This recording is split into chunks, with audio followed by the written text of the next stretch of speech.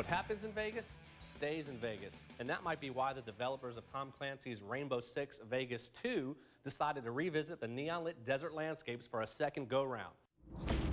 The first visit to Vegas in Tom Clancy's Rainbow Six series was at its best when flying into position over the neon-lit nighttime skies above the Strip, or shooting and ducking for cover in glitzy hotels and casinos.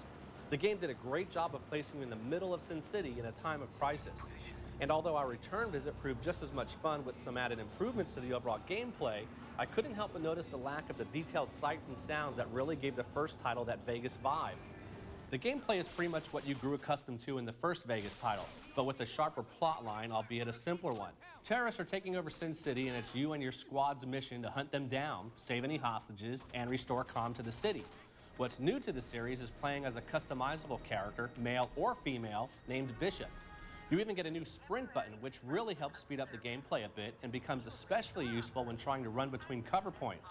There are still some great close quarter firefights, but they're only hampered by some inconsistent AI from your squad mates. But this game is at its best when using strong squad tactics combined with precision gunplay.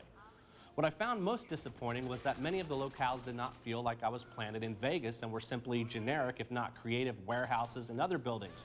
There are a few slot machines and blackjack tables to shoot up, but they are far and few between. Also new, and perhaps taking a page from Call of Duty 4, is the ability to level up with experience points while playing offline as well as online. And you also retain any of those offline points when jumping online for some multiplayer fun. Which brings us to the online mode, which seems to have been trimmed down a bit from what was offered up in the first game. For instance, online co-op has been reduced from 4 players to 2, which is odd because you can, however, play up to 4 players online in Terrorist Hunt.